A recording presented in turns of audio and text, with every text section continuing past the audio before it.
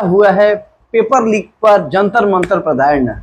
Paper leak भी आप भी जानते हैं, आप डॉक्टर हैं। पेपर लीक के मामले में ये जो हो रहा है, इस पेपर लीक के बारे में आप क्या कहेंगे, और जो बच्चे मेडिकल की तैयारी कर रहे हैं उनका इससे क्या इफेक्ट पड़ेगा, और उनको क्या ट्रीटमेंट में कहाँ आपको सुकून मिलता है, गोपालगंज या पटना? देखिए, बावजूद इसके लोग छोटे जगह से बड़े जगह पे जाते हैं। आप बड़े शहर को छोड़ के अपने कर्म भूमि को गोपालगंज नहीं है, बहुत सीरियस होकर के भर्ती के हालत में आते थे, तो मुझे लगता था अगर इनको स्टेज 1, 2 में सर एक संदेश आप दे रहे हैं कि अगर ईमानदारी से पढ़ाई किए तो आप एकदम कम खर्च में मेडिकल का बैकग्राउंड कमजोर नहीं रहा है, आप एक अच्छे परिवार में जहां तक मैं जानता हूं कोई डॉक्टर रहा नहीं है। ऐसे स्थिति में डॉक्टर बनने का सफर कितना मुश्किल। दोस्तों नमस्कार, आप लोग देख रहे हैं जनता जज पॉडकास्ट, और आज के हमारे अतिथि हैं जिले के जाने माने चिकित्सक डॉक्टर अभिषेक रंजन, जो कि सक्षम हॉस्पिटल के संचालक भी हैं। और आज हम इनसे बहुत सारी बातें मेडिकल के बारे में ज्ञान के सिलसिले में देना चाहेंगे, आदान प्रदान करना चाहेंगे। लेकिन उससे पहले निवेदन है आपसे कि आप लोग हमारे चैनल को तो बहुत देखते हैं, बहुत पसंद भी करते हैं, लेकिन सब्सक्राइब क्यों नहीं करते हैं? कमेंट कीजिए, लाइक कीजिए और सब्सक्राइब जरूर कीजिए। और आज फिर से बता रहे हैं कि अभिषेक सर हमारे चैनल पे आए हैं। अभिषेक सर, आपका बहुत बहुत अभिनंदन है। बहुत बहुत आभार सर। शुरू करते हैं कि मेडिकल क्षेत्र से आपके परिवार में जहां तक मैं जानता हूं कोई डॉक्टर रहा नहीं है। ऐसे स्थिति में डॉक्टर बनने का सफर कितना मुश्किल रहा आपके लिए? डॉक्टर मेरे परिवार में कोई नहीं था, ये बिल्कुल सही बात है। मैं जो जिला मेरा गोपालगंज है, आप जानते हैं, ग्राम कोयनी हुआ, माजागढ़ का निवासी है। और परिवार शुरू से कृषि परिवार रहा, फिर बिजनेस में आया। और जो मूल मेरा प्रेरणा स्रोत बना, ये बना कि मैं जब छोटा था देखता था कि लोग, जिस मकान में मैं पटने किराए के रहता था, वहाँ पर देखता था कि एक अस्पताल था और वहाँ सिविल सर्जन उस टाइम पोस्टिंग था और उनका निजी अस्पताल वहाँ था। तो वहाँ जो पेशेंट आते जाते रहते थे, तो आने के 20 मिनट 25 मिनट पहले से लोग एकदम अटेंटिव मुस्तैद रहते थे। लोग, कोई बीमार कोई आया, एकदम उनको इतना आओ भगत, इतनी इज्जत देता था। मेरे लिए मैंने 2 प्रोफेशन को देखा काफ़ी अच्छा। एक बचपन से देखा था जो IAS IPS, उसके बारे में चर्चाएं समाचार से, न्यूज़ से हमेशा सुनते थे।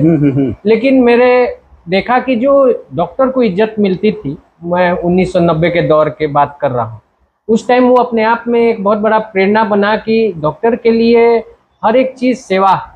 और मुझे लगता था कि वो मैडम जो थी, जो हमारी नीचे डॉक्टर थी, जिस मकान में मैं रहता था, वो रात क्या, दिन क्या, दोपहर क्या, वो हमेशा तत्पर रहती थी मरीजों के सेवा के लिए। और लोग जो उनको इज्जत देते थे, वो किसी भी धन से बहुत बड़ी बात, और उनके लिए हमेशा पल के पावड़े बिछा के रहते थे, उनका कुशल क्षेम पूछते थे। और वो नहीं रहती थी तो पूरा सन्नाटा वीराना लगता था कि कोई ऐसा व्यक्ति है जी जो कि सही में पूरे जमाने को अपने साथ चला रहा है। तो वो जो आपको सम्मान मिला, मैंने देखा बचपन से, और वो जो खुशियाँ मिलती थी जब मरीज डिस्चार्ज होके जाते थे, तो मुझे लगता था कि ये ऐसा एक प्रोफेशन है जिसमें इज्जत भी है, खुशियाँ भी मिलती हैं, और लोग जब जाते हैं तो कितना ज़्यादा धन्यवाद और प्रणाम करके जाते हैं, कितनी दुआएं, कितना ज़्यादा उनको आशीर्वाद देते हैं। और इस चीज़ के लिए मैं शुरू से था कि मुझे चाहिए। स्टूडेंट के दरमियान ना, मैं बहुत छोटा था उस टाइम, मैं बात कर रहा हूँ आपको 6 साल 8 साल के आज समय ये जहन में आ गया था। 8 साल, हाँ 8 साल की उम्र का होऊंगा, क्योंकि चेतना जो है 8 साल के बाद 9 साल से तो शुरू हो जाता है जो आपका मेमोरी है। तो मुझे लगता है कि 9 साल के आसपास का होऊंगा, तो उसी दरमियान ये हुआ। और वो फिर कारवां बढ़ता गया। जैसे पुस्तक मेला आपको गांधी मैदान में लगता था शुरू से, तो मैं पुस्तक मेला में जाता था। तो 5वीं 6ठा क्लास में होऊंगा, तब से मैंने हृदय कैसा होता है, छाती कैसी होती है, लोग ऐसा दिल बनाते थे फिल्म पोस्टर में ऐसा, लेकिन वैसा होता नहीं है। मैं जब पुस्तक मेला में मैंने मेडिकल का जो एनाटॉमी का किताब आता था, ऐसे चार्ट आता था बॉडी फिगर का, मान लीजिए कि जनरल जो नहीं आता है नॉलेज के लिए, तो उसको पहले बार खरीदा। तो घर आया तो मम्मी ने बोला, ये क्या लाया हो, इसको तुमको समझ में क्या आएगा कि ये लेफ्ट चैम्बर राइट चैम्बर, वो तो हार्ट का डायसेक्शन करके बनाया हुआ था, समझ में कुछ आया ना आया। ये पता चला कि जो हार्ट है उसका शेप ऐसा है अंदर में। तो जो मेरी इच्छा थी, उस इच्छा के लिए प्रेरणा मुझे वहां से मिला। और जो महिला डॉक्टर से, हाँ महिला डॉक्टर, क्या नाम था उनका? नाम संगीता था, डॉक्टर संगीता। और सबसे बड़ा बात, बिंदु सहाय उनकी मदर थी संगीताबाद में, डॉक्टर बिंदु सहाय नाम। और सबसे बड़ी बात क्या होती थी ना कि आप देखिए, अभी भी मैं इस चीज को मानता हूं कि केवल अगर आपको धन अर्जित करना है, पैसे कमाने हैं, तो फिर आप इस प्रोफेशन में मत आइए। अब उसका तर्क है, सीधा लॉजिक है कि आपकी जवानी जाती है ग्रेजुएशन करते, फिर उसके बाद आप कंपटीशन की तैयारी की, पोस्ट ग्रेजुएशन की है, इसके बाद जब आप सीनियर रेसिडेंसी करते हो, फिर आप उसके 3 साल के बाद संस्थान से अपना प्रैक्टिस करके अपना तजुर्बा लेके वापस जब फील्ड में आते हो तो ऑलरेडी 12 साल तो निकल गए आपके, लमसम 12 से 14 साल। तो अगर 20 साल के आयु से आपने शुरू किया सफर तो आप 35 तो हो ही गए। अब 35 के बाद आपको 8 से 10 साल लग जाएगी प्रैक्टिस में, अगर अच्छे से आप सब कुछ विधिवत करो तो स्टेबल होने, तो यानी 50 के आसपास आप पहुंच जाओगे। तो कोई भी ऐसा प्रोफेशन जिसमें आपका पूरा जवानी पूरा यूथ निकल जाए, 50 साल आप पहुंचो और वो भी धन के लिए, तो उससे अच्छा मैं कहता हूँ आप इंटरप्रेन्योर बनो। अगर धन की इच्छा है तो इंटरप्रेन्योर बनो, बिजनेस आइडियाज करो, एआई का जमाना है। इस प्रोफेशन को केवल एक चीज के लिए सोचो कि मैं जो करूंगा मुझे उससे 100 गुना ज्यादा प्रकृति, जनता और वो सेवा भाव देगा, जो सेवा भाव मैं लोगों के प्रति उजागर करूंगा। पैसे के लिए इसमें आना बेमानी है। आपका बैकग्राउंड कमजोर नहीं रहा है, आप एक अच्छे परिवार से बिलोंग करते रहे, तो मेडिकल एक खर्चीला मतलब कोर्स है, ऐसी स्थिति में आपके लिए आसानी रहा कि परेशानी रहा? बहुत अच्छा सवाल है। सबसे बड़ी बात थी क्या कि जैसे परिवार जो था जमींदार परिवार शुरू से रहा, और लोग जानते भी हैं, श्री राम प्रसन्न सिंह बाबा हुए मेरे, तो परिवार में था और पहले व्यवसायी में से एक थे जिले के, तो धन धान्य शुरू से रहा, संपन्नता रही थी। अब हुआ क्या कि उसके बाद कुछ बहुत बुरा दौर आया परिवार के अंदर। बिजनेस में हमेशा एक समान समय होता नहीं है, तो बिजनेस बहुत नीचे गया, और उस दौरान ही हमारी प्राइमरी शिक्षा से लेकर सेकेंडरी तक हो रही थी, जब हमारा बहुत स्ट्रगल पीरियड था परिवार के तौर पे।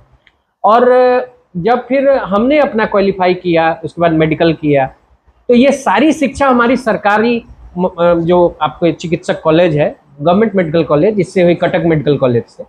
और कटक मेडिकल कॉलेज जैसे कि आप जानते हैं कि ऑल इंडिया पीएमटी के थ्रू, नीट के थ्रू, इसके उस टाइम ऑल इंडिया पीएमटी उसके थ्रू होता है, तो इसमें जो संसाधन खर्च हुआ अपना जो परिवार का, वो काफ़ी कम हुआ।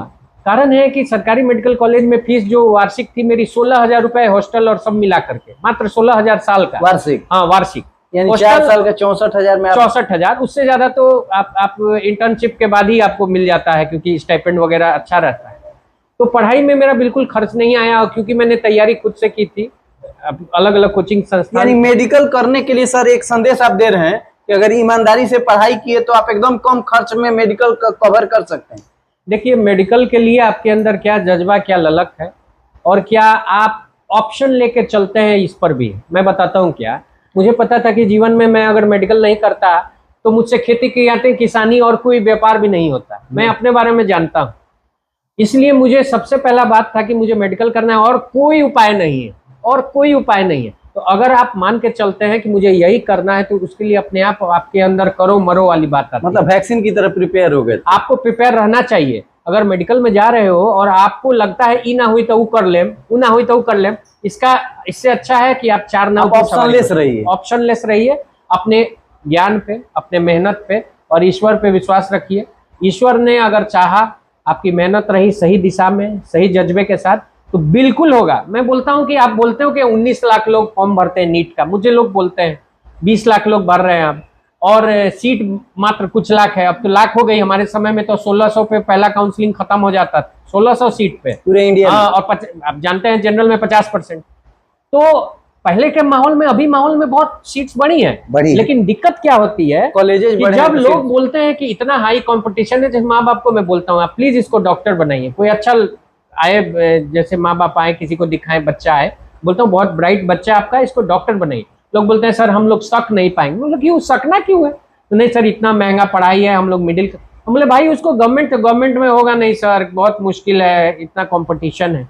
मैं बोला आपको एक सीट चाहिए। आप ये मत देखो कि 19 लाख बैठ रहे हैं और सीट 50,000, 1 लाख। आप सोचो कि मुझे एक सीट लेनी है बस। दुनिया क्या सोच रही है, क्या कंपटीशन है, मुझे एक सीट अपना लेना है, बाकी नहीं सोचना है बस। तो आपको मुश्किल नहीं आई? नहीं, मुश्किलात तो बहुत आती हैं, मुश्किल नहीं आएगी तो फिर कंपटीशन काहे का? नहीं, कंपटीशन में तो मुश्किलात आएंगे ही। मुश्किल एज ए नीड के लिए कभी आप परेशान नहीं हुए? नीड के लिए परेशानी हुई। मैं बताया कि एक बुरा दौर आया था परिवार में भी, व्यवसाय में भी, जैसे आता है, संसाधन बहुत अल्प संसाधन थे। और उसके बाद भी जब आपने ठाना है कि हमें कंपटीशन करना है, उस टाइम भी बड़े बड़े कोचिंग संस्थान थे, लोग अलग अलग जगह, कोटा, दिल्ली, हमारे टाइम भी जाते थे।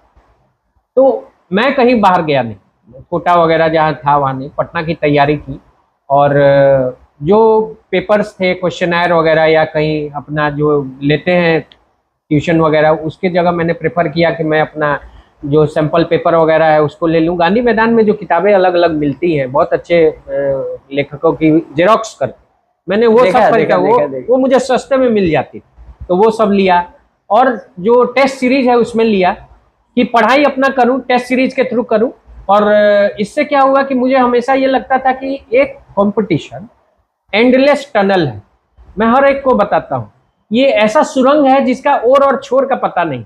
आप घुस जाते हो इस भरोसे कि मैं सबसे तेज दौड़ रहा हूँ, आस पास का क्या गति है दौड़ने का इसका कोई गारंटी नहीं, और कितने दूर के बाद सुरंग खत्म हो रहा है ये भी गारंटी नहीं। आपको बस अपना पूरा ताकत लगा के दौड़ना है। जब भी आप तैयारी कीजिए ये सोचिए कि अगर आप सो रहे हैं, सुस्त हो चुके हैं, सो रहे हैं, सुस्ता रहे हैं, थक गए हैं, इच्छा नहीं है, उसी टाइम ये ख्याल रखिए कि कहीं किसी गांव के नॉर्थ ईस्ट में, कहीं किसी सुदूर गांव में कोई लड़का पढ़ रहा होगा, वो दिया लैंप स्ट्रीट लाइट जहां लाइट हो ना हो वो पढ़ रहा होगा। अगर ये भावना रखते हैं तो आपका कंपटीशन उस लड़के से, हाँ, आसपास से नहीं, ये मैं सोचता जो दिख नहीं रहा है उससे। हाँ, यानी कि सर आपके कुल मिला के ये कहने का मतलब है कि जज्बा अगर हो, जोश अगर हो, तो पैसे बीच में आड़े नहीं आएगा। बिल्कुल नहीं आएगा, और आना भी नहीं चाहिए। कारण है कि अगर जज्बा जोश है, आप सोचिए कि क्या लोग आईएएस क्वालिफाई नहीं कर रहे हैं? क्या लोग आपके आजकल के ज़माने में ऐसा कुछ नहीं कर सकते हैं जो कि बिल्कुल असंभव दिखे? इसलिए करते हैं क्योंकि उनके पास दो चीज़ है। मैं आपको बताता हूँ, अगर आपको नींद पसंद है तो आप मेडिकल में मत आइए। आपको ऐशो आराम जिंदगी ऐश करें, परिवार के लिए समय दें, मेडिकल में मत आइए। ये ऐसा है कि आपका परिवार हमेशा दुखित रहेगा। मैं बताता हूँ, बहुत बड़ा चैलेंज है ये परिवार को सुखी करते करते, क्योंकि आपका कोई समय आपका नहीं ना है। आपको होगा जैसे आपके पास मेरा पॉडकास्ट का समय 7 बजे था, मैं 7:45 में आया, आप जान रहे हैं, तो ये समय आपका नहीं है। आपके परिवार में किसी का देहांत हो जाएगा, उसी समय कोई आईसीयू वेंटिलेटर पे आपको लगाना है। वो पेशेंट को देखिए, मेरे नाना जी का डेथ हुआ, छपरा में थे, अच्छे व्यवसायी, वहां से फोन आया, उसी टाइम एक पेशेंट को मैं वेंटिलेटर पे वेंट पे रख रहा था अपने अस्पताल में। अब वो मरीज अगर मैं नहीं रहता उस टाइम जाता, नाना जी के देहांत होने के बाद उनका हो जाता। मरीज अच्छा हुआ, स्वस्थ हुआ। मैं 4-5 दिन के बाद, 7 दिन के बाद पहुंचा, तब तक दाह संस्कार वगैरह हो गया था, उनके जो क्रिया थी उस टाइम पहुंचा। तो ये आपको जितना भी भावनात्मक जुड़ाव अपने परिवार से हो, आपको एक लिमिट सेट करना पड़ता है, और वो लिमिट ऐसा हो जाता है ऑटोमेटिक कि जब आपका, जैसे मेरा बेबी हुआ, बच्चा हुआ, मैडम मेरी घर पे ही हॉस्पिटल में थी जहाँ ऑपरेशन हुआ, और अगला दिन मेरा गोपालगंज का समय था। मैं संडे आता था, जो 2016 की बात है, पहला बेटा हुआ मेरा।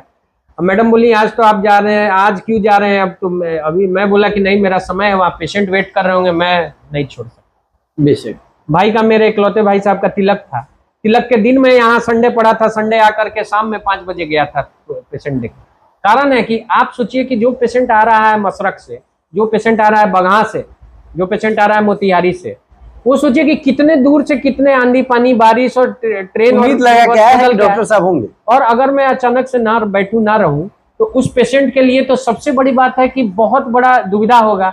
वो समझेगा कि डॉक्टर साहब के यहाँ परिवार का कोई तबीयत खराब है, चाहे कुछ है, लेकिन आपको कहीं ना कहीं ये तो लगेगा कि मेरे चलते वो लौट गया। यानी कि मेडिकल फील्ड में आने से पहले बात सोच लीजिए, ऐसो आराम नहीं करना है, यही संदेश है। आपका परिवार बहुत बड़ा हो जाता है मेडिकल में आने के बाद, सब लोग परिवार हो, सब परिवार हो जाते हैं। अच्छा सर, आप पटना जैसे बड़े शहर में भी प्रैक्टिस करते हैं, सुना है कि 2 दिन आप वहाँ प्रैक्टिस करते हैं। बिल्कुल। बावजूद इसके लोग छोटे जगह से बड़े जगह पे जाते हैं, आप बड़े शहर को छोड़ के अपने कर्म भूमि को गोपालगंज को क्यों चुन रहे हैं?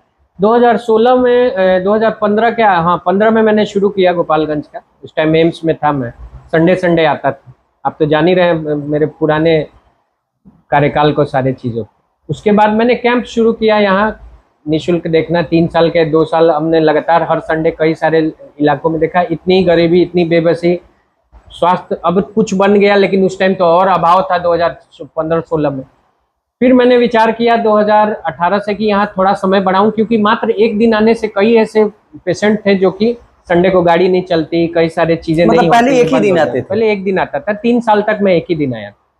फिर मैंने जब यहाँ इलाज शुरू किया, उन कैंप के तजुर्बे के दौरान जब लगातार देखा, तो मुझे लगता था एम्स में जब बैठता था तो मुझे लगता था कि ये बीमारी, मान लीजिए कोई एजमा लेके आया, किसी को दमा है, वो बीमारी स्टेज 3 स्टेज 4 पे आ रही है, जो ऑलरेडी डेरिफाइलिन, डेक्सोना, कई सारे ऐसे चीजें लगातार, वाइसोलोन लोग खा करके दे फूल करके किडनियां खराब हो चुकी हैं और अस्थमा भी कंट्रोल नहीं है, बहुत सीरियस होकर के भर्ती के हालत में आते थे। तो मुझे लगता था अगर इनको स्टेज 1 2 में वहाँ सही इलाज हो जाए, सही तरह से बीमारी का पहचान कर ले, तो फिर ये चीजें यहाँ आकर के स्थायी तौर पे किसी की जीवन हानि को बचाया जा सकेगा, वहीं पर इलाज कर।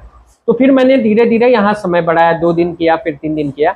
2022 में हमने कोविड के बाद पटना का अभी का जो क्लिनिक है शुरू किया। वहाँ तो 18 किस नाम से? वहाँ यही डॉक्टर अभिषेक रंजन के नाम से। देखते हैं वहाँ? दानापुर खगौल रोड में है आपको क्लिनिक, आपको ठीक DRM ऑफिस के पहले है, 1 किलोमीटर पहले।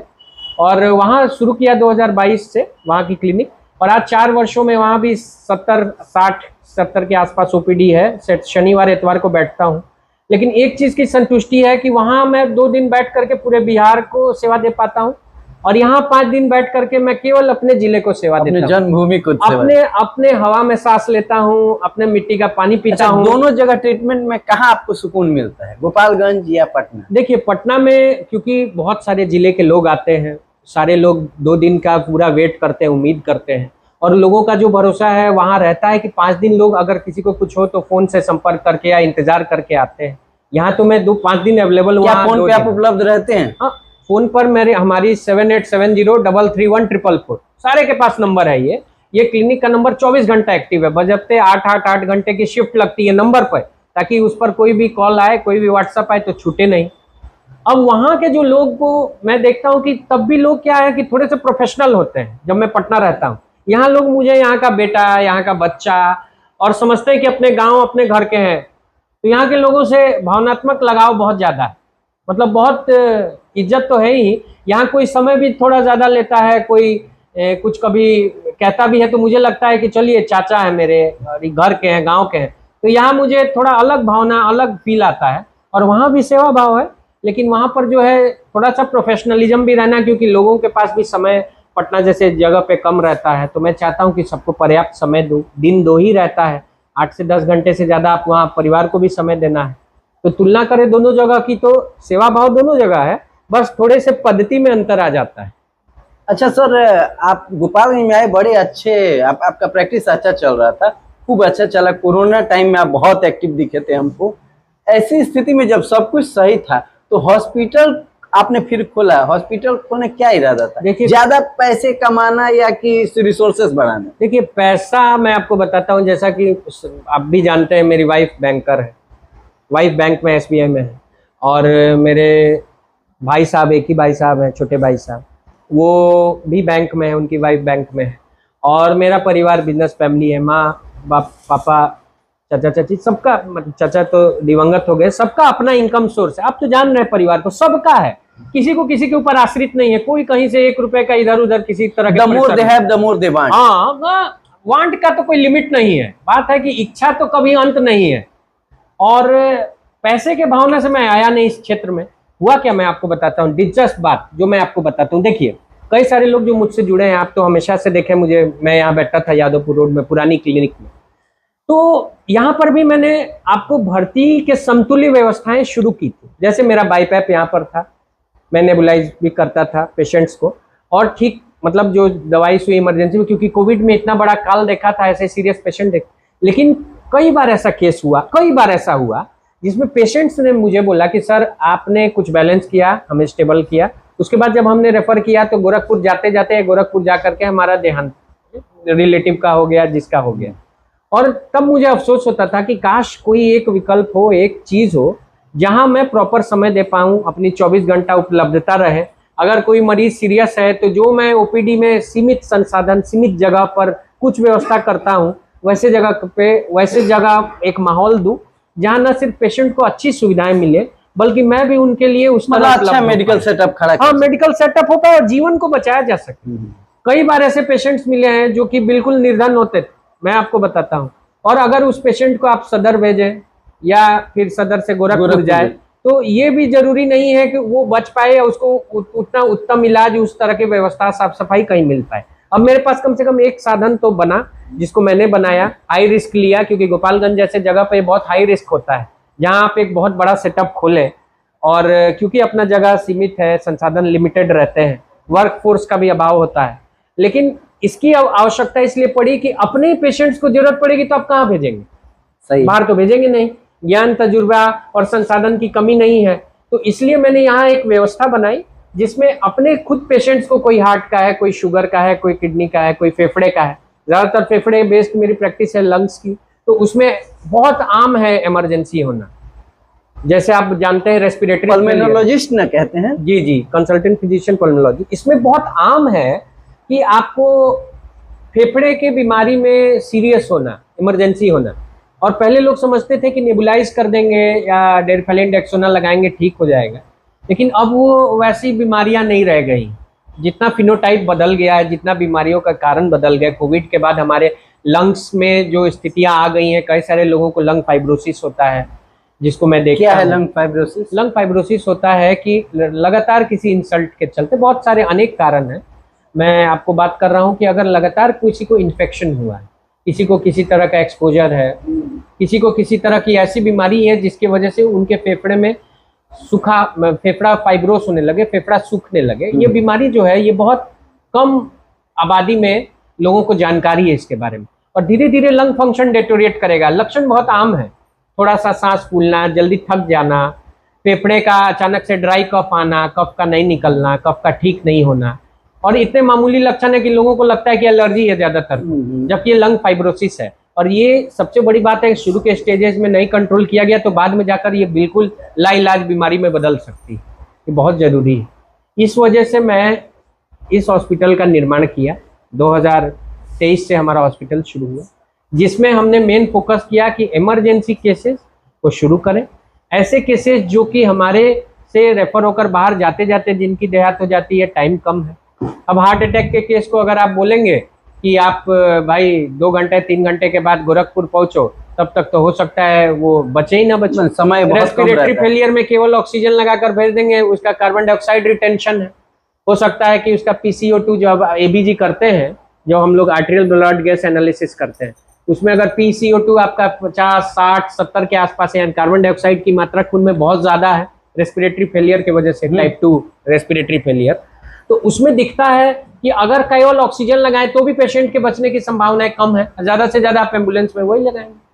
तो ऐसी व्यवस्थाओं को बनाएं जिस व्यवस्था में मरीज के बचने की संभावना बढ़ जाए, मतलब उसके पास टाइम प्रचुर मिल सके, बढ़ जाए, और आप 2 से 4 दिन में स्टेबल करिए पेशेंट। अगर कोई पैरालिटिक का है तो पैरालिसिस में उसको देखना होगा हेमरेजिक है कि इस्चेमिक है, 8 से 10 घंटे के अंदर सही से पैरालिसिस के पेशेंट्स का इलाज हो जाए तो हो सकता है उसके न्यूरो डेफिसिट को कम किया जा सके। अगर कोई पेशेंट ऐसा है जिसको बहुत ज़्यादा, मान लीजिए कि यूरिन उसका अचानक बंद हो गया, तो आपको इमरजेंसी उसके लिए देखना पड़ेगा कि उसकी किडनी की क्या फिल्ट्रेशन हो रही है, क्या दिक्कत है। सेप्सिस का पेशेंट है, बहुत हाई इन्फेक्शन है, और उसके साथ उसको एनीमिया भी है। ज़्यादातर हमारे जो पेशेंट आते हैं ग्रामीण ब्लड की कमी, उनको खून की कमी है, ब्लड की कमी, हीमोग्लोबिन की कमी। अगर वैसे पेशेंट को केवल आप एंटीबायोटिक दीजिएगा, बिना ब्लड चढ़ाए, बिना ब्लड बनाने की इंजेक्शंस दिए, और साथ साथ ऐसा माकूल थेरेपी की है कि उसका एक समग्र इलाज हो। जो मल्टी ऑर्गन का पेशेंट होता है ना, मल्टी ऑर्गन फेलियर का, वो पेशेंट घंटे का भी मेहमान हो सकता है, घंटे 2 घंटे। वैसे पेशेंट में अगर आपने एक व्यवस्था खड़ी करी तो सबसे बड़ा बात है कि वो बहुत बड़ी सेवा बनेगी कि अगर वो पेशेंट यहाँ अपने गोपालगंज जिले में आर्थिक शोषण और बाहर जाके जो उसको प्रताड़ना मिलती है बड़े शहरों में, 2-4 लोगों के साथ जाना, खाना पीना, यहाँ तो है तो घर से टिफिन ला के मेरे पास पेशेंट या अटेंडेंट आ जाते हैं। अब अपने हॉस्पिटल में आयुष्मान भी है, जो जनरल मेडिसिन का रखें। हाँ, पहला हॉस्पिटल है जिसको जनरल मेडिसिन का आयुष्मान मिला। मतलब कोई कौन, जैसे सुने हैं कि सर्जरी वगैरह में ही सर्जरी, सर नहीं, यही तो मैं आपके पॉडकास्ट के थ्रू भी चाहता था कि आज जनता को बताऊं कि आयुष्मान भारत के थ्रू जनरल मेडिसिन का भी ट्रीटमेंट है, ICU, वेंटिलेटर, HDU, इसके साथ साथ टेस्ट, इसके साथ साथ दवाइयाँ, और भर्ती के भी मरीज का 5 लाख तक सेवा निःशुल्क होता है वार्षिक। मतलब जनरली यहाँ अवधारणा बनी हुई है कि ज्यादा पैसे जहाँ लगते हैं वो सभी आयुष्मान से होता है क्या? अब बताइए, आज के पेशेंट में जो लेबर है वो बहुत कम पैसा कमाता है। मैं आपको बताता हूँ एक केस, देखिए, सबसे बड़ी बात है कि किसी को हाइपोनेट्रीमिया है, सोडियम अचानक गिर गया, उसका लक्षण क्या है आप सोचिए कि इसका मामूली लक्षण है, सुस्ती, थकान, कमजोरी, बोलने में लड़खड़ाएगा, चलने फिरने में आपको लगेगा कि विटामिन लगवा दी, किसी को लगेगा कि विटामिन लगवा दी, पानी चढ़वा दी, बीपीआ कम बा, तो लोग बोलते हैं। और सोडियम जो है अचानक से ज्यादा गिरने के ऊपर वो बिल्कुल कोमा, सेमी कोमा में जा सकता है, पेशेंट का हालत खराब हो सकता है। और उसमें 3% हाइपरटोनिक सलाइन देते हैं, जितना सोडियम गिरा होगा उसके रेंज के हिसाब से।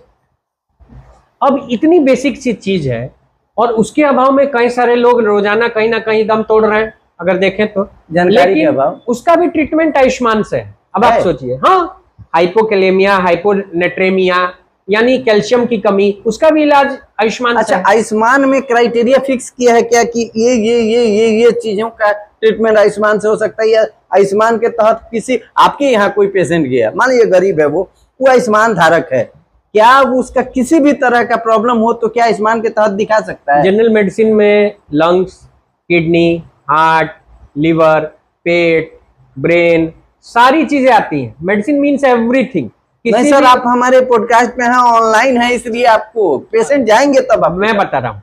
देखिए अब बात क्या है कि आपको मैंने पहले टर्म बता दिया, department of general medicine. General medicine का मतलब है कि ऐसी हर बीमारी जिसको मेडिसिन से ठीक किया जा सकता है जनरली, यानी हार्ट की बीमारी, लंग्स की बीमारी, जो उस लेवल पे है जिस लेवल पे मेडिसिन से ट्रीट कर सकते हैं। इंटरवेंशन की बात नहीं कर रहा हूं। हाँ, इनिशियल। इंटरवेंशन में क्या आता है अब आपको बताता हूँ।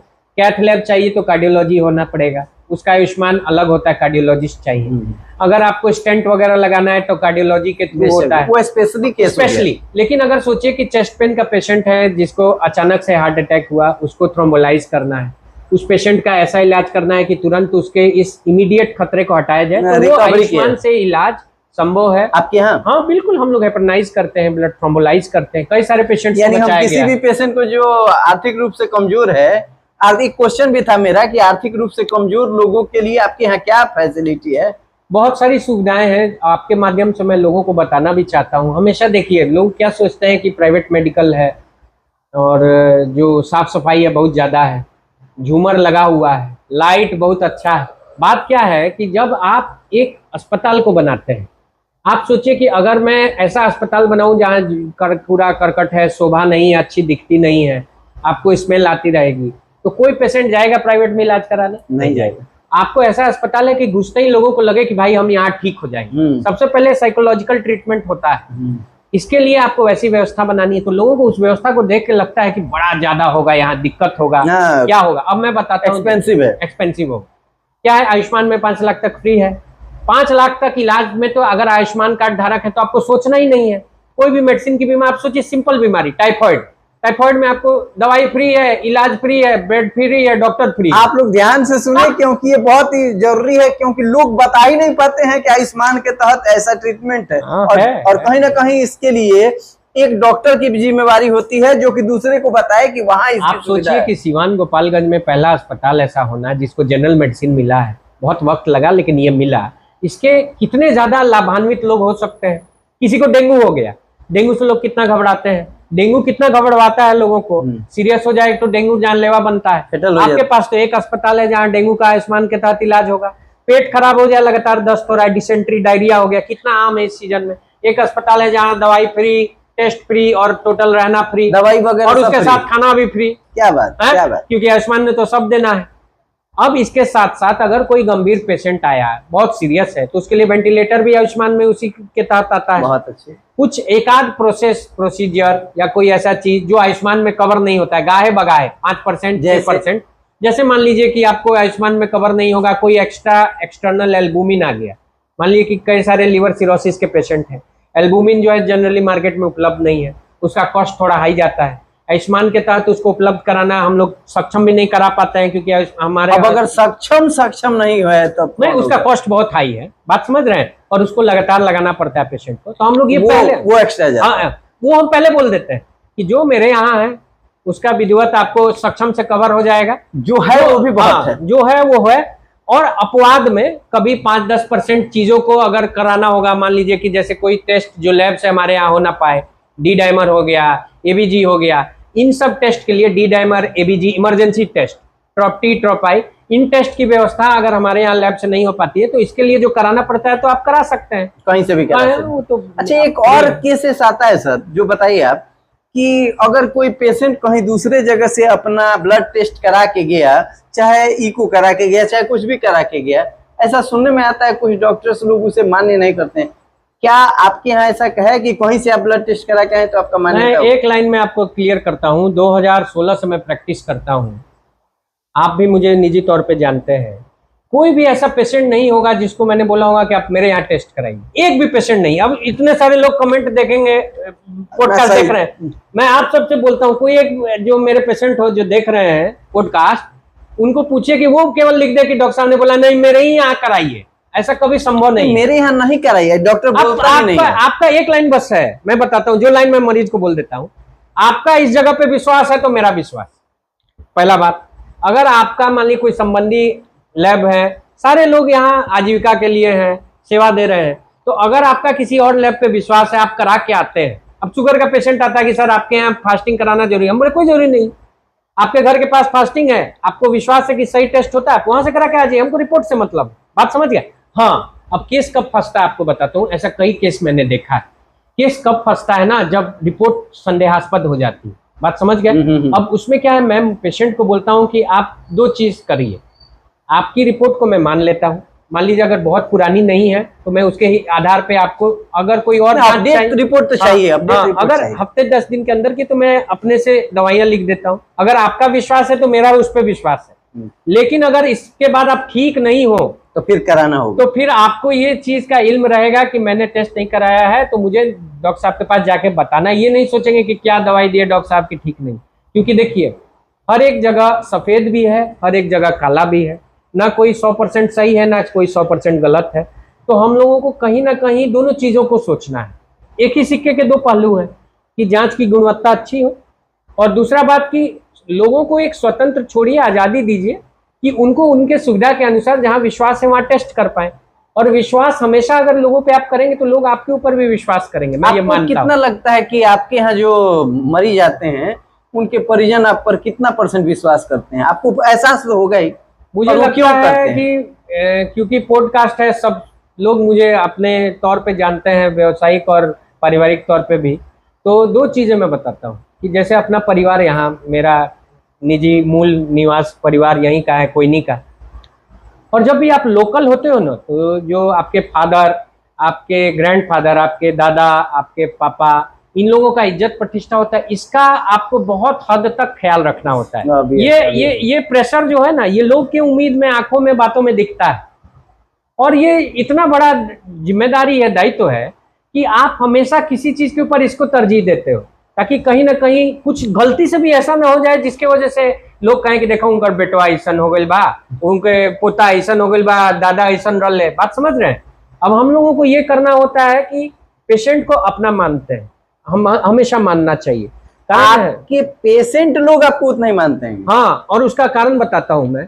सबसे बात है ना कि अगर पेशेंट एक चौथी पास है, 5वां पास है, नहीं पढ़ा है, कुछ भी नहीं पढ़ा है, आपको उसके लेवल पे जाके उसको समझाना है, नहीं तो वो ठीक नहीं होगा। पहली बात, अगर कोई सेक्रेटरी आ रहा है, IAS आ रहा है, उसको उसके लेवल पे जाकर के समझाना है, नहीं तो वो ठीक नहीं होगा। दूसरी बात, सबसे बड़ी बात है कि एक डॉक्टर को बेहतरीन कम्युनिकेटर होना बहुत इंपॉर्टेंट है। अभी सर, कि वो कैसे कम्युनिकेट करते हैं और मरीज को जटिल से जटिल चीजों को कितने अच्छे सिंपल शब्दों में बताते हैं।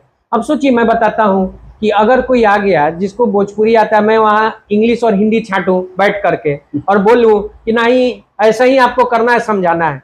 अब पटना में मेरे पास मगही वाले आते हैं, मैथिली वाले आते हैं, आपको अलग अलग अंगिका आता है, कितने जगह के लोग बोली के साथ आते हैं, सबकी बोली धीरे धीरे मैं सीख गया हूँ बोलते बोलते। क्या बात है। तो इसका फर्क क्या पड़ता है ना, मरीज जब आता है आपका नाम सुन के, आपके संस्थान में घुसा तो इतना लाइट, इतना अच्छा देख के वो पहले सकुचाता है। अब सोचिए उसका कॉन्फिडेंस बेचारा कितना हिला हुआ है। एक तो बीमारी से हिला है, ऊपर से हिला है कि जा तनी तो कोना साहब से भेंट हुई, कितना मतलब क्या होगा वहां, तो सकुचाता है। तो मैं दो चीजें मरीजों को बोलता हूँ, हड़बड़ी में है तो मेरे यहाँ इलाज नहीं होगा, हड़बड़ा के नहीं आइए, टाइम लेके आइए और टाइम दे के जाइए, क्योंकि मुझे समय लगता है। एक पेशेंट का टोटल हिस्ट्री, पहले का जितना फाइल है, रिकॉर्ड, और उससे पेशेंट की इज्जत और पेशेंट का जो आपके ऊपर विश्वास है वो बढ़ता है। क्योंकि पेशेंट को लगता है कि जो डॉक्टर के पास सबसे कीमती है उसका समय, वो मुझे अपने से दे रहे हैं बिना मेरे मांगे। हड़बड़ा करके नहीं देखते हैं, मैं भाग रहा हूँ, वो मुझे बैठा करके बोल रहे हैं हड़बड़ी है तो मेरे से इलाज मत कराइए, मैं बोल देता हूँ शुरू में।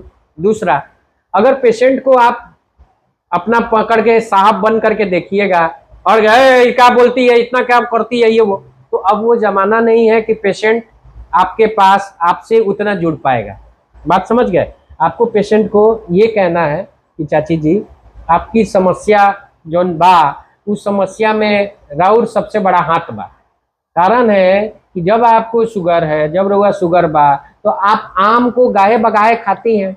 अब बोलती हैं कि नहीं खाते हैं, आसपास का लोग बता देता है। तो जब उसके अंदर उसके लेवल पे वहां जाकर के एक मरीज को मतलब जिस प्रकार बच्चों के साथ बच्चा बनना पड़ता है, उसी प्रकार मरीज के साथ रिलेटिव बन जाना पड़ता है। और वो बनिएगा तो आप, मैं बताऊं, कई सारे ऐसे मरीज हैं जो मरीज बहुत सकुचाते हैं। हर कोई मुखर नहीं होता, हर कोई तो नेता टाइप है नहीं कि जहाँ जैसे बोल दे कॉन्फिडेंटली। तो मरीज, खासकर महिलाएं जो ग्रामीण परिवेश से हैं, बहुत सोचती हैं, सकुचाती हैं, क्या बोली ना बोली। और अदर मान लिया आसपास एक दो स्टाफ है, कंपाउंडर है, और डर डर के बोलती हैं। तो उनके लेवल पे सबसे पहले दो चीज़ इम्पोर्टेंट, पेशेंट का आपको कम से कम ये आदत बनाना चाहिए एज ए चिकित्सक कि आप उनका पल्स देखिए। जैसे आप एक पेशेंट को छूते हैं, पल्स देखते हैं, पेशेंट को लगता है, और ये हमेशा मुझे भी लगेगा, मैं डॉक्टर के पास जाऊं कि डॉक्टर साहब पर्सनली मुझे देखे। और एक पल्स बहुत बड़ा आपको वाइटल साइन है। पल्स का रेट, रिदम, वॉल्यूम बहुत कुछ बताता है पेशेंट के बारे में। पेशेंट का एनीमिया चेक कीजिए, पैलर चेक कीजिए कितना है। पेशेंट से बात कीजिए कि आपको क्या कष्ट, कितने दिन से है, उसके भाषा में, भोजपुरी में। और तब देखिएगा ना कि मरीज धीरे धीरे खुलेगा, उसको समझ में आएगा कि तब वो अपने अंदर की बातें बोल पाएगा। और उससे जो आपका मूल सवाल है कि उसी से विश्वास जगेगा। वो विश्वास जगता है जब आप मरीज पे विश्वास करते हैं कि मरीज आपको मान रहा है। यानी ये सब करके आप मरीजों का और उनके परिजनों का दिल जीत लेते हैं। तो दिल का जितना, अगर पेशेंट से प्रॉपर हिस्ट्री ना निकाल पाऊं, कोई मरीज ये ना बता पाए कि मरीज को तकलीफ क्या है, सकुचा जाए, घबरा जाए, ग्रामीण परिवेश से आता है, और आप साहेब बनकर, बाबू एकदम बन करके बैठिए, लगिए उसको टेक्निकल चीज बताने, मेडिकल चीज, अरे तुमको हाइपोनेट्रीमिया, हाइपोकैलेमिया है, तुम क्या किया, कैसे ऐसे हो गया, डांटिए, फटकारिए। तो हो सकता है कि वो दवाई तो ले लेगा, अगले बार बोलेगा कि बहुत डांटते हैं, वो किसी को भेज देगा कि दवाइयाँ पूछ के आ जा। चाहे हो सकता है 4 लक्षणों में से 2 बताए, 2 डर के मारे नहीं बताए, ये भी हो सकता है। तो आपको मरीज का भरोसा ही नहीं, मरीज के इलाज के संपूर्ण सटीक डायग्नोसिस के लिए भी मरीज का विश्वास रखना पड़ता है। एक डॉक्टर के लिए बहुत बड़ा चैलेंज है। अगर आप ये कर रहे हैं, आप डायग्नोसिस के 80-90% करीब पहुंच जाएंगे। सबसे बड़ा बात है हिस्ट्री, मतलब बातचीत से हिस्ट्री, मरीज का क्लिनिकल हिस्ट्री, फिजिकल हिस्ट्री। अगर मरीज से आप सही सटीक क्वेश्चंस पूछकर ले लिए, इसका मतलब है कि आपकी गुत्थी जो सुलझानी है आपको, वो 70-80% सुलझ सकती है। अच्छा सर, एक बात बताइए कि हर बीमारी का ऑलमोस्ट वैक्सीन बन चुका है, लेकिन एक बहुत महंगा इलाज है जो कि अगर हो जाए तो आदमी को बर्बाद करके रख देता है, कैंसर। इसका वैक्सीन क्यों नहीं बना, या डॉक्टर लोग बनने नहीं देते हैं? कैंसर देखिए, सब कोई को पता है कि एक अनियंत्रित क्रिया है, सेल डिवीजन से होता है, जानते हैं। जब सारे सेल के मार्कर्स जो हैं, जो अलग अलग हमारे बैरियर्स लगे हैं, वो अनियंत्रित होकर डिवाइड करते हैं। अब कैंसर का वैक्सीन है, ह्यूमन पैपिलोमा वायरस है, जिसका वैक्सीन बन चुका है। सर्वाइकल कैंसर, मतलब सर्टेन बीमारी, अभी बन गया है। सर्वाइकल कैंसर का गवर्नमेंट भी प्रमोट कर रही है। बड़ा बात ये होता है कि केवल कैंसर के साथ साथ कैंसर के इतने ज्यादा प्रारूप हैं, इतने ज्यादा स्टेजेस हैं कि उसको शुरुआत में किस किस फैक्टर से, देखिए कोविड का इसलिए ट्रीटमेंट, इसलिए बहुत सारे लोगों को पता है वैक्सीन बहुत जल्दी बना, वो एक वायरस था, एक कॉज था, एक उसका इफेक्ट था।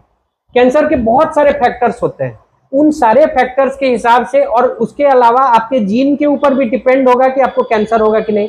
जो जीनोटाइप है, जेनेटिक है, पहले से पता हो सकता है कि उसको होगा। अब तो स्क्रीनिंग टूल है, आपके परिवार में अगर किसी को इतिहास है जेनेटिक कैंसर के, जेनेटिक स्क्रीनिंग कर सकते हैं कैंसर का इतिहास है कि नहीं, तो वो पहले से अब कर सकता है। तो बहुत एडवांस। मेरा प्रश्न था कि सर इसका बनता क्यों नहीं है? नहीं, बन रहा है। मैंने बताया कि अभी तो आपको सर्वाइकल का बना, ब्रेस्ट कैंसर का ऑलरेडी अंडर रिसर्च है, और ऐसे आने वाले समय में जिस तरह से ब्रेस्ट कैंसर का रिसर्च जारी है, हाँ, और जिस तरह से मेडिकल साइंस विकसित हो रही है, क्योंकि हम लोग जो लेटेस्ट रिसर्च जर्नल से जुड़े रहते हैं, तो आते रहती हैं हमारे पास शोध पत्र वगैरह, तो उसमें मुझे दिख रहा है। अब आप सोचिए कि इंसुलिन, आपने जैसे कैंसर का बात किया कि वैक्सीन क्यों नहीं बनती, उसमें जटिलताएं बहुत सारी हैं, तो रिसर्च लग रही है और मुझे पक्का यकीन है 10 से 15 साल के अंदर 2-3 ऐसे वैक्सीन आएंगी कैंसर की, जो हो सकता है कि कैंसर को रोकने में आए। अब आप सोचिए कि कोई ये सोच सकता था कि जो इंसुलिन है वो इनहेलर के रूप में आएगी, इसको लेकर के भी आप इंसुलिन अब ले सकते हैं। शुगर के पेशेंट उससे, शुगर के पेशेंट जिसका पीपी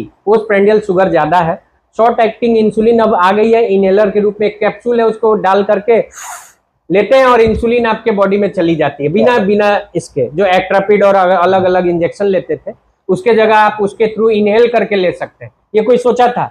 नहीं सोचा था। तो दुनिया में इतनी चीजें विकसित हो रही हैं कि आने वाले समय में बिल्कुल पॉजिटिव रहिए, 10 से 15 सालों में और भी कैंसर के वैक्सीन बिल्कुल आएंगे। एक और प्रश्न लोगों को आजकल खाया जा रहा है, कोरोना के बाद बहुत लोगों को हार्ट अटैक वगैरह बहुत सारी परेशानियां बहुत बढ़ गई हैं, कॉम्प्लिकेशन बढ़ गए। ऐसे स्थिति में क्या कोविड का जो वैक्सीन लिया गया, क्या वो इसके प्रति जिम्मेवार है? क्योंकि बहुत जगह कहा जा रहा है कि उसका साइड इफेक्ट है, इस पर क्या कहेंगे अभिषेक सर? देखिए, इसमें बहुत बड़ा जवाब बन सकता है। मैं आपको बहुत संक्षिप्त और ऑब्जेक्टिव जवाब देना चाहूँगा। पहला बात है कि कोई भी वैक्सीन जो साल 1.5 साल के अंदर ही रिसर्च करके आए, क्या वो टोटल 0 साइड इफेक्ट फ्री हो सकते? तो हर कोई लॉजिकली तो बोलेगा नहीं। अब बड़ी बात ये होती है कि अगर कोई भी वैक्सीन का मान लीजिए 2% इफेक्ट हुआ, 98% सेफ थी, 1% इफेक्ट हुआ, वो इफेक्ट 6 महीने साल भर के अंदर वैक्सीन लगाने के बाद आ गया। ठीक है, अभी वैक्सीन लगे हुए ऑलमोस्ट बूस्टर डोज के बाद भी 4 साल 5 साल निकल गया, 21-22 के बाद, तो अभी तक उसका इफेक्ट रहा है, ये कहना बेईमानी। अब देखिए लोग क्यों कंफ्यूज करते हैं, मैं आपको बताता हूँ। लोग कंफ्यूज इसलिए करते हैं ना, क्योंकि वैक्सीन के लगने के साथ साथ कोविड भी बहुत ज्यादा लोगों में हुआ, और कोविड में लॉन्ग कोविड नामक बीमारी थी, जिसमें कोरोना वायरस कोविड-19 का जो एस प्रोटीन है, जो उसके एस प्रोटीन था जिसकी वजह से वो इतना ज्यादा खतरनाक था, वो एस प्रोटीन के कई सालों तक पूरे ब्लड के फ्लो में उस एस प्रोटीन पाया गया। लॉन्ग कोविड इसलिए उस बीमारी का WHO ने नाम दिया जो पेशेंट थे। अब एस प्रोटीन एक क्रोनिक इन्फ्लेमेशन का सोर्स बन गया पेशेंट के अंदर। क्रोनिक इन्फ्लेमेशन अगर सरल भाषा में बताओ तो लगातार बदन के अंदर सूजन आना, बदन के अंदर एक अवस्था होना अस्वस्थता का, मतलब आप अस्वस्थ हैं। इसने क्या किया, और ये पहले पॉडकास्ट में, ऐसा मैंने कभी पॉडकास्ट भी देखा नहीं जिसने ये सवाल पूछा और मैं बता पा रहा हूं, तो आपका सौभाग्य भी, और हम लोगों का सबका सौभाग्य है कि आपके माध्यम से ये सवाल पूछ रहे हैं। बहुत बारीक से, मेडिकल से रिलेटेड है, सवाल आएंगे, बहुत बारीक से समझिए ये सवाल का क्यों जरूरत है समझना। जो हमारी हार्ट की संरचना है, इसमें जो हार्ट की दीवारें होती हैं, जो कार्डियक वॉल्स हैं, इसके अंदर जो सूजन आया, जो कार्डियोमायोपैथी डेवलप हुई, जो लगातार इन्फ्लेमेशन की वजह से हार्ट हमारा वीक हो गया, सरल भाषा में बताऊं, और इसके साथ साथ जो खून के थक्के कई सारे ऐसे लंग्स हमने देखे जिसमें फाइब्रोसिस हो रखा था, छोटे छोटे क्लॉट्स की वजह से बहुत बार तक डैमेज दिखा, तो इन सब का असर अब दिखने लगा है अचानक से। तीसरी बहुत बड़ी बात है जो मैं आपको बताना चाहता हूं आपके माध्यम से, कि जो गाड़ियां रोड पे थी वो मोर देन 3 गुना 4 गुना हो गई है कोविड के पहले से। आपको ये बात दिख रही होगी, क्योंकि कोविड में पब्लिक ट्रांसपोर्ट बंद हो गया। पब्लिक ट्रांसपोर्ट जो बंद हुआ अचानक से, सबको निजी वाहन की आदत लग गई। इसमें क्या हुआ कि लोग अब सेफ्टी खोजते थे कि अरे उसमें जाएंगे तो हो सकता है किसी से आ जाए, लोग डर गए। सारे लोगों ने गाड़ियां सस्ती भी हुई, लोगों के पास पैसा भी आया, गाड़ियां खरीद ली। अब इतना ज्यादा जब गाड़ी हुआ तो पॉल्यूशन तो हुआ, पॉल्यूशन हुआ, हमारी इम्यूनिटी वीक हो गई, हमारे लंग्स और फेफड़े के साथ साथ हृदय कमजोर हो गया, और इसके साथ साथ पॉल्यूशन ऑलमोस्ट डबल ट्रिपल हो गया, गाड़ियों का भाव बढ़ गया और स्ट्रेस का लेवल और ज्यादा बढ़ गया। तो अब क्या हो गया है, अभी के जमाने में मुझे लगता है ये सारे फैक्टर्स मिल करके लोगों को कम उम्र में ही दे रहे हैं डायबिटीज और हार्ट की बीमारियां। आप सोचिए कि 25 साल 24 साल के बच्चों में भी, लड़कों में भी हमें आता है कि लड़कों में आराम से दिखता है हमें हार्ट के अंदर कई सारे क्लॉट रहते हैं बच्चों में। 25 साल चेस्ट पेन 25, अब 30-32 साल के लोग एडमिट हुए हैं हमारे पास, हमारे सक्षम हॉस्पिटल में अटैक की वजह से। तो ये पहले नहीं था। हाँ, मैंने हार्ट अटैक की बात, ऐसा पहले नहीं था। ऐसा इस वजह से हुआ क्योंकि कहीं ना कहीं एक तो लोगों में डाइट, न्यूट्रिशन, फिजिकल एक्सरसाइजेस की कमी बहुत ज्यादा है। अब बात समझिए, पहले कितने सारे लोग खेलने कूदने मैदान में जाते थे, बढ़ते थे। पहले अब लोगों फिजिकल को गेम ज्यादा था। फिजिकल गेम ज्यादा था, अब हर कोई मोबाइल में, रील में। जैसे ये तो बहुत अच्छी चीज है कि आपने एक अच्छा माध्यम बनाया कि देखने से कुछ लोग सीखें, लेकिन ऐसे कितने कंटेंट हैं इंटरनेट पे। मान लीजिए मैं तो आपको पूछा भी कि आपने पॉडकास्ट भाई क्यों शुरू किया, तो ऐसा कंटेंट का अभाव है जिसकी वजह से आप लगातार वायरल हो रहे हैं, रील देख रहे हैं, सर्वाइकल हो रहा है, आंखें खराब हो रही हैं, ब्रेन पहले से स्लो हो गया है, सुस्त हो गया है।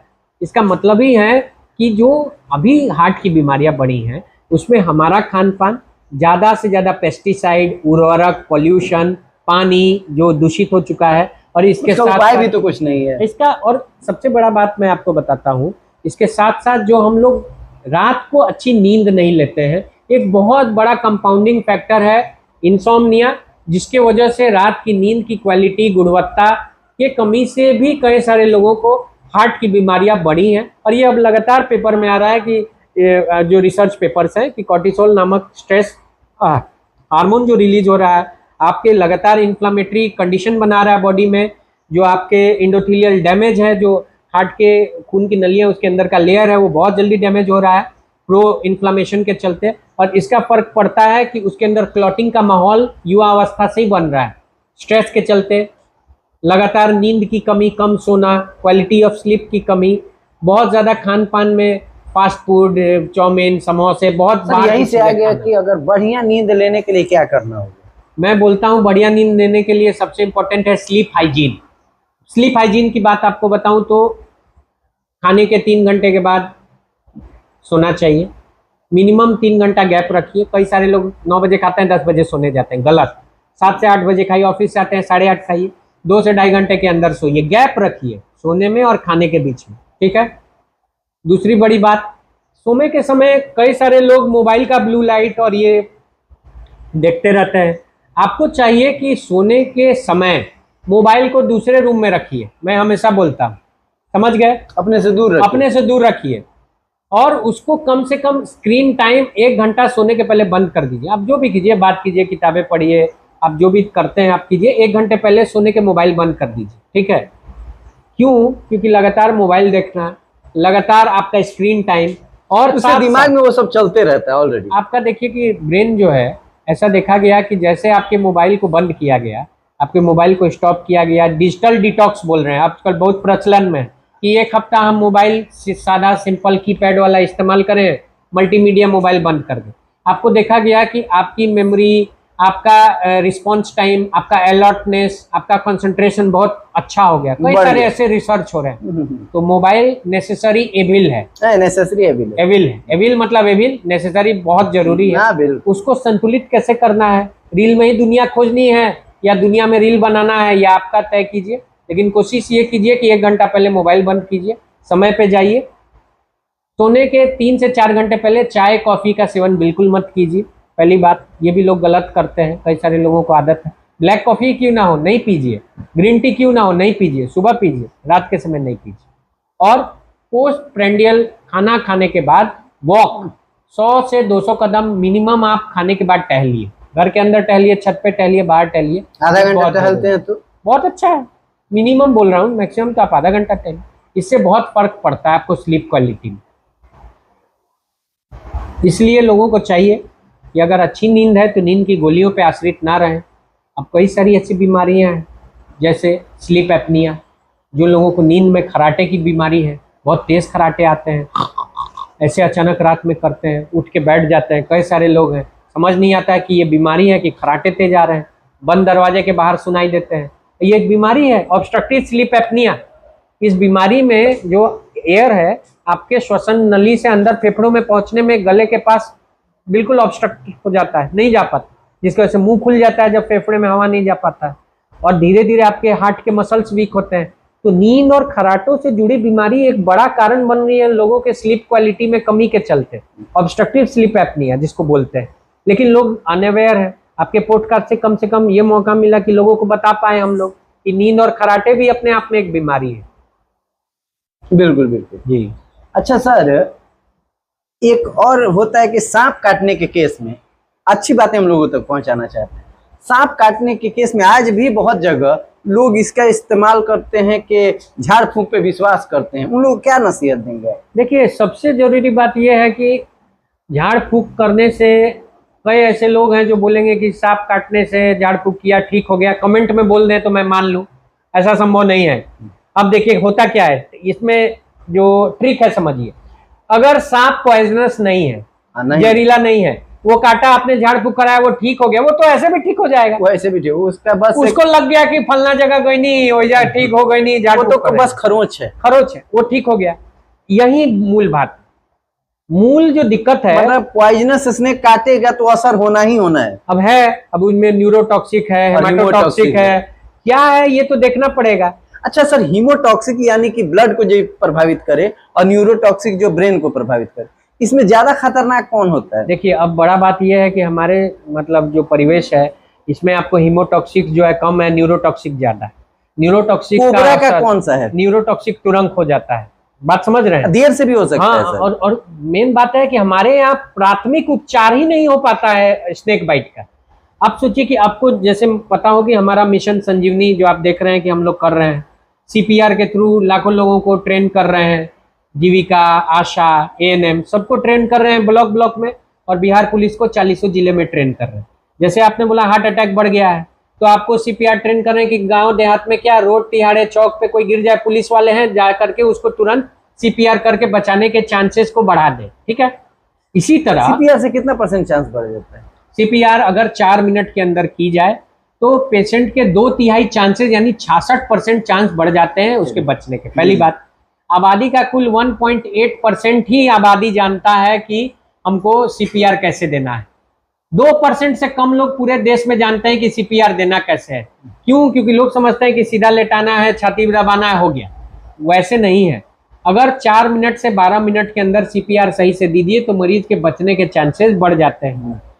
4 मिनट के बाद परमानेंट ब्रेन डैमेज हर मिनट बढ़ता जाता है। 7% से 10% मरीज के मरने की चांसेस बढ़ती है। 4 मिनट के अंदर मरीज बचने का चांस 2/3 बढ़ जाता है। 8 लाख लोग पूरे इंडिया में हर साल आपको केवल कार्डियक अरेस्ट से मर रहे हैं। पल्मोनरी अरेस्ट एक अलग बड़ा कॉज है जहां फेफड़े से ऑक्सीजन की पूर्ति नहीं होती है।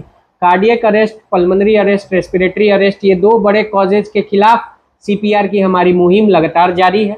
और हमने कम से कम, मुझे लगता है जो अभी अपने 8 ब्लॉक में कार्यक्रम हुए हैं संपन्न, 8 ब्लॉक में हमने लगातार 4 से 5,000 के बीच में आशा, जीविका, ANM को ट्रेन किया है। और ये इतना बड़ा वर्कफोर्स फर्स्ट रिस्पॉन्डर बन रहा है कि आने वाले समय में 20 से 30,000 पूरे गोपालगंज के वुमेन को हम लोग एम्पावर कर देंगे। यानी महिला सशक्तिकरण, गांव देहात के हर एक महिला जो कि मेडिकल से जुड़ी है या नहीं भी जुड़ी, उसको ट्रेन कर देंगे कि वो किसी भी हार्ट अटैक, कार्डियक अरेस्ट के पेशेंट को रोड पे चल रहा है, अपने परिवार में भी हो या बाजार में हो, उसको बचा सके। इसी तरह मैं आपको ये क्यों बताया कि फर्स्ट एड की प्रॉपर ट्रेनिंग सिविलियंस को होनी चाहिए।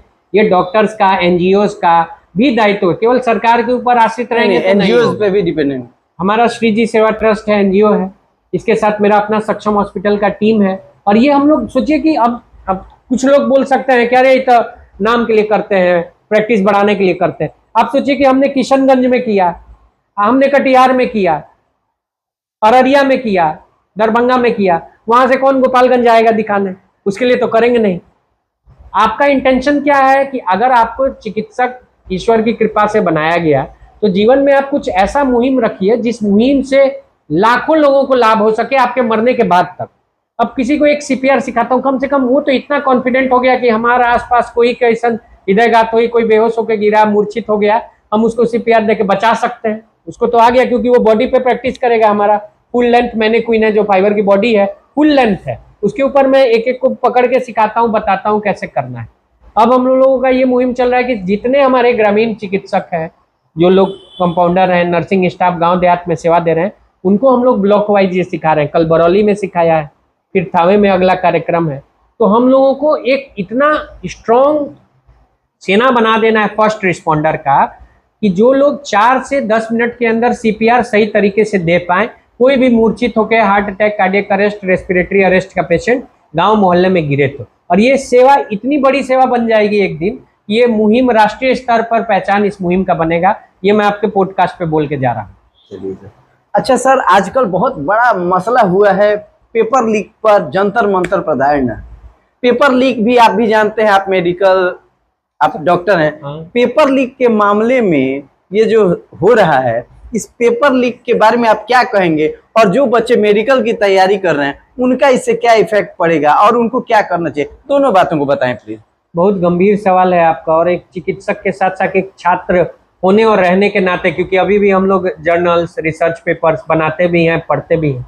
मेरा ये मानना होता है कि देखिए, छात्र की उम्मीद जो है ना, ये हमेशा सिस्टम से रहती है कि अगर मैं पढूं, मेहनत करूं और उसके बाद मैं जब वहाँ अपना सर्वोत्तम दे करके आऊँ तो मुझे उसका न्याय मिलते हुए सिलेक्शन हो जाए। ठीक है, अब दिक्कत क्या होती है कि अब इस जमाने में, मॉडर्न टाइम में, बहुत सारे चैलेंजेस सरकार सिस्टम के पास भी हैं। ऐसा नहीं है कि चैलेंजेस नहीं है, पहले भी थे, अभी भी हैं।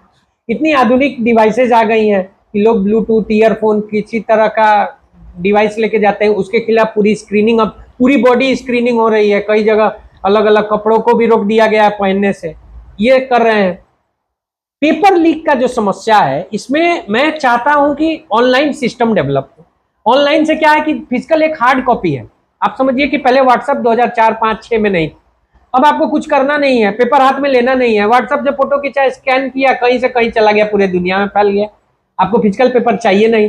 2 से 4 मिनट आपको समय चाहिए पेपर के साथ, ना लेके जाना है, आए खाली हाथ, कहीं से चेकिंग हुआ, गए तो कुछ नहीं।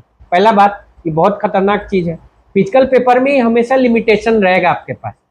फिजिकल पेपर मतलब डायरेक्ट जो एग्जाम दे रहे हैं वो। हाँ, अब आपको करना क्या है, मैं सजेस्ट करूंगा कि आप उसको ऑनलाइन डिजिटल पूरा कर लीजिए और पेपर के मल्टीपल सेट्स बनाइए। मल्टीपल सेट जो एक लेवल का क्वेश्चन, जैसे हमेशा अभी भी पेपर जब सेट हो रहा है तो ये पेपर कोई एक आदमी नहीं जान सकता है कि इसमें क्या क्वेश्चन आएगा। कारण है कि कोई सेटर का 2 क्वेश्चन, किसी का 8 क्वेश्चन, किसी का 4 क्वेश्चन, अलग अलग चीजों के क्वेश्चन बनते हैं। बात समझ गए? इसी तरह मैं चाहता हूं कि जब आप पेपर बनाइए तो इस पेपर को पहले तो ऑनलाइन कर लीजिए एग्जामिनेशन। दूसरा बड़ी बात है कि जब पेपर को आप सेट करिए तो पेपर का जैसे, और आप सोचिए कि एम्स पीजी का भी एग्जाम होता है, सेंट्रल टेस्ट है जिसे पीजीआई एम्स वगैरह लेते हैं, नीट पीजी, उसको जो एम्स वाला लेते हैं अलग से एग्जाम, उसमें पेपर लीक नहीं हुआ है। तो बात क्या है, ऑनलाइन जब एग्जाम आप लेने लगेंगे तो ऑनलाइन एग्जाम में आपको सबसे बड़ी बात है कि बहुत सारा ऑप्शन मिल जाएगा। अगर आप एक दिन, एक सेशन में 25 से 30 सेट बना लेते हैं सवाल का, एक लेवल पे 30 तरह का है, किसको कौन सेट आएगा ये तो कोई तय नहीं कर सकता है। रैंडम कर दीजिए उसको, कोई तय नहीं कर पाए तो जो बैठेगा उसका नॉलेज का पहला प्रैक्टिस हो गया, वहां पर सही हो गया। दूसरा बड़ा बात ये कीजिए कि आप एक और चीज को, मुझे लगता है सरकार को थोड़ा ध्यान देना है कि पेपर लीक के अलावा भी चीटिंग हो सकती है। आपको बताता हूँ, ये चीटिंग संभव होती है स्कॉलर्स के थ्रू, सेटर्स के थ्रू, जो एक के बदले दूसरा जाके एग्जाम देता है। होता आया है, हो रहा है। अभी घटना हुई थी, इस सेकंड एंट्रेंस में भी हुआ था। अभी जो नीट री शेड्यूल हुआ, फिर भी एक जगह हुआ। अब इसके लिए सरकार क्या करेगी? मतलब बायोमेट्रिक लगा लिया, ये कर लिया, कानून बदलिए। कानून क्यों बदलिए? क्योंकि डर पैदा होना जरूरी है। बात समझ रहे हैं? जिसके पास पैसा है वो 1 करोड़ देने को तैयार है कि मैं 1 करोड़ दूंगा, मेरे बेटे का आप करा दीजिए। कारण बताइए, प्राइवेट में कराएगा तो 2-2.5 करोड़ लगेगा, 1 करोड़ में तो यहाँ पेपर में, सरकारी में हो जाएगा अच्छे रैंक से, इज्जत प्रतिष्ठा समाज में भी मिल गया। 1 करोड़ बड़ा अमाउंट आजकल के जो धन धान्य लोगों के लिए बड़ा नहीं। करोड़पति तो लाखों में करोड़पति है इंडिया में। बात समझ गए? कोई 1 करोड़ दे के पेपर करवा ले रहा है, स्कॉलर बैठाएगा। सबसे पहले देखिए कि समस्या की जो गंभीरता है वो केवल पेपर लीक को रोकने से नहीं जाएगी। पेपर लीक को रोकिए, सिस्टम को ऑनलाइन कीजिए, मल्टीपल सेट बनाइए, और इसके साथ साथ एक सबसे बड़ा बात है कि हर एक चीज का रेंडमाइजेशन कीजिए। कोई पैटर्न मत रखिए कि ताकि पैटर्न आपका पकड़ाए नहीं। रेंडमाइजेशन मतलब क्या होता है कि जिसको क्या सेट आना है, क्या क्या सेट का क्या कोडिंग है, ये बिल्कुल रैंडम कीजिए। उस दिन केवल कंप्यूटर छोड़ के आपको कोई जानकारी ना हो। ठीक है? दूसरा बात, आपको बात बताता हूं, आमतौर पे आसपास सेंटर के जैमर लग रहा है, जैमर है। जैमर जो लगाने वाली कंपनीज हैं उनको भी मैं सरकार से रिक्वेस्ट करूंगा कि क्योंकि जैमर एक बहुत सेंसिटिव और सिक्योरिटी वाला डिवाइस है, तो चुनिंदा सरकारी कंपनियों को ही इसकी मान्यता है कि जैमर लगाया जा सकता है। अब मैं आपको ऐसे कई सारे उदाहरण अभी आए हैं जिसमें खुद जैमर के लगने के बावजूद उसके अंदर से मोबाइल के द्वारा लीक किया गया है, जैमर की टीम के द्वारा में कुछ लोग ऐसे हैं जो जा करके सेंटर पे सेटिंग करके और उसको लीक किए। जैमर के लगने के बाद भी वहां कारण से बताता हूं, ऐसा नोडल ब्लाइंड पॉइंट्स हो जा रहा है जहां पे मोबाइल काम करेगा, और वो जो जैमर का कंपनी है, जो उसके उसके अंदर एरिया के से लोग हैं, उनको उस चीज का जानकारी रहेगा। अब आप बताइए कि क्या आप सोच रहे हैं कि आपके पॉडकास्ट के थ्रू हम लोग क्या बताना चाह रहे हैं? ये बताना चाह रहे हैं कि देखिए, सरकार भी मजबूरियां हैं, और एज अ चिकित्सक, एज अ समाज सेवी मैं जान रहा हूं कि क्या मजबूरी है, लेकिन इस मजबूरी को दूर करना भी सरकार की जिम्मेदारी। सरकार प्रयास कर भी रही है। आप देखिए कि हमारे एयरफोर्स के थ्रू लाया गया पहले बार। ये तो रहा सवाल। अब जो बच्चे मेडिकल की तैयारी कर रहे हैं, उनको शॉर्ट में बताएं कि किस तरह वो तैयारी करें कि ज्यादा सही से सक्सेस हो जाए। उसका एक पॉइंट और था जो आपने क्वेश्चन का पूछा ना, जी। जो स्कॉलर्स का। पहला है कि कानून प्रोविजन बनाइए कि जो भी पेपर लीक में संलिप्त है, जो भी सेटर गलत सेटिंग करते हुए पकड़ा गया, चाहे वो मेडिकल कॉलेज का डॉक्टर हो, स्टूडेंट हो, उसको आजीवन कारावास मिलेगा, उसको उम्र कैद की सजा का प्रावधान, ब्लैक लिस्ट हो जाए, प्रोविजन, ब्लैक लिस्ट, कभी मेडिकल का एग्जाम नहीं देगा, मेडिकल कॉलेज का स्टूडेंट है उसको डिबार कीजिए, कहीं भी दाखिला नहीं मिलेगा। अगर आप ये डर पैदा नहीं करेंगे कानून के माध्यम से, लोगों को हिम्मत बढ़ता रहेगा। पैसा का चाहत तो सबको रहता है, माया है, उसके चलते होगा ही। लेकिन मेरा एक बात मानना है कि हम लोगों की भी नागरिक के तौर पे जिम्मेदारी है, खासकर वैसे लोगों की जो लोग मेडिकल कॉलेज में पहले ईयर में, दूसरे ईयर में है, जिनके पास फ्रेश नॉलेज है, और ज्यादातर वैसे ही लोग पथ भ्रमित हो जा रहे हैं, अपने पथ से, अपने रास्ते से भटक जाते हैं, और वो लोग पैसे के चाहत में कुछ लोग सेटिंग में लग जाते हैं, सीनियर्स के चलते या कहीं से चलते। ऐसे लोगों से भी मेरा रिक्वेस्ट है कि आप सभी अपना, अगर आपके साथ ये चीज होगा तो आपको क्या महसूस होगा सोचिए। अगर आपके साथ कोई, आपका सीट आपको मिल गया, आप मेडिकल कॉलेज में पढ़ रहे हो, अगर उसी सीट पे कोई और स्कॉलर बैठ करके आपका सीट खा जाता तो आप क्या डॉक्टर बन पाते? नहीं बन पाते। तो अपना ईमान जगाइए, जो भी पाप कर रहे हैं, जो भी गलत पैसा के द्वारा किसी का सीट खा रहे हैं, भोग कर इसी दुनिया से जाना है, और वो भोगेंगे, आप खाली नहीं, आपके बच्चे भी भोगेंगे। मैं बताता हूं, मैं देखता हूं, भोगते हैं, अच्छे अच्छे लोगों के बच्चे के ऊपर आती है। ये डर आपके अंदर नहीं है तो आप मानिए कि आप रावण से बड़े राक्षस, क्योंकि आपने उस एक गरीब, उस एक टैलेंटेड आदमी का सीट खाया जो एक बेहतरीन डॉक्टर होकर के देश के लाखों लोगों की जान बचा सकता, समझे? बिल्कुल। और नीट के छात्रों को, जो कि आपका प्रश्न था, कि नीट के छात्रों के लिए सबसे जरूरी बात यह है कि पहले आप XYZ फैक्टर छोड़ दीजिए। पहला बात, सेटिंग होगी, सही एग्जामिनेशन नहीं है, आपके ऊपर ये बाहर का समाचार, बाहर का दबाव, प्रेशर बहुत ज्यादा रहता है। आप लोगों को इन्फ्लुएंस नहीं होना है कि कहीं सेट हो जाए, हम इतना मेहनत करता नहीं, होगा ही नहीं, क्या फायदा है, सब तो सेट हो जाता है। लाख लोग करोड़ बात। आपको सोचना हमको एक सीट चाहिए ना, कुछ भी होगा हमको एक ही सीट से मतलब है, हम ऐसा तैयारी करें कि वो सीट मेरा हो, बस पहला चीज। गरीबी, आप छोटे स्कूल से हैं, बड़े जगह पे नहीं है, पढ़े हैं नहीं पढ़े हैं, इससे कोई मतलब नहीं होता है। आप सही दिशा में चल रहे हैं, सही पेस से चल रहे हैं, मेहनत कितना घंटा कर रहे हैं, कितने लगन से लगे हैं, कंसंट्रेशन कहाँ है। मोबाइल, रील, इधर बॉयफ्रेंड, इधर गर्लफ्रेंड, 40 तरह का परपंच, धोखा, ये सब दीजिएगा तो आप माँ बाप को उल्लू बना सकते हैं। बड़ा लड़का लड़की मेहनत करता, लेकिन आप मेडिकल नहीं निकाल सकते। इंजीनियरिंग कर पाएंगे, हो सकता है कहीं ना कहीं एडमिशन हो जाए, लेकिन मेडिकल नहीं निकाल पाइए। कारण है कि ये तपस्या है, इसके लिए कंसंट्रेशन ही बस ये तपस्या है, इसमें मेहनत, लगन, ईश्वर की इच्छा, माँ बाप का संस्कार के साथ साथ बहुत ज्यादा तप है, क्योंकि आप जवानी देने वाले हैं स्व इच्छा, अपने इच्छा से, और मध्यम उम्र तक आपको पढ़ते पढ़ते निकल जाएगा। जब आप इतना तप, इतना तपस्या कर रहे हैं, तो क्यों अपने आप को और अपने माँ बाप को ठगते हैं झूठ बोल के कि हम भाई पढ़ रहे हैं, कर रहे हैं। और 60-70% ऐसे ही केसेज हैं, क्योंकि मैं समझ जाता हूँ कि जब लगन मेहनत रहे, 1% केस में बैड लक है, लक खराब हो जाए, वो भी लड़का कहीं ना कहीं कुछ बहुत अच्छा करता है, लेकिन मेहनत, लगन और साथ साथ अपने प्रति ईमानदार रहिए। हर किसी को पता है कि मेरे अंदर का राक्षस कितना बड़ा है, मेरे अंदर का धोखाबाज कितना बड़ा है, मेरे अंदर का झूठा कौन है, हर किसी को पता है। अपने गिरबान में झांकिए, अगर आपको पता है कि आप इस विषय में कमजोर हैं, उसके पीछे मेहनत कीजिए। कोई 3 विषय में एकदम मजबूत टॉपर छोड़ के नहीं होता है। निकालने के लिए 2 विषय अच्छा, बहुत अच्छा, 1 विषय एवरेज होगा तो भी लोगों का निकलता है। अभी सीट्स इतनी ज्यादा है, मैं हमेशा मानता था फिजिक्स जनरली बायो वाले स्टूडेंट्स का वीक होता है, केमिस्ट्री बायो अगर आपका बहुत अच्छा है, फिजिक्स एवरेज है, अच्छा भी है, तो भी आप निकाल सकते हैं। बहुत संभावनाएं हैं, मायूस मत होइए।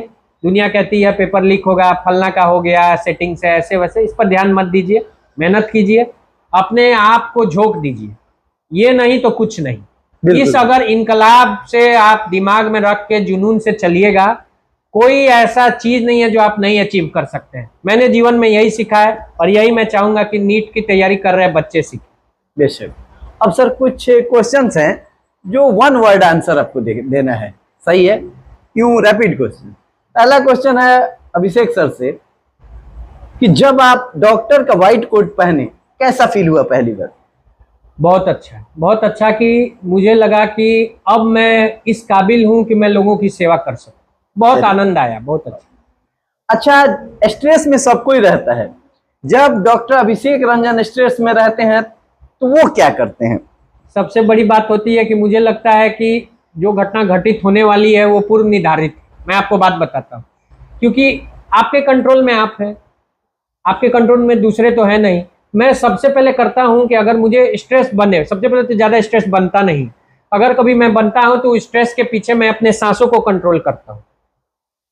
स्ट्रेस को सबसे दूर करने का अच्छा तरीका है कि आप अपने सांसों को लंबा और गहरा छोड़िए और बिल्कुल अपने आप को एकांत में रखिए।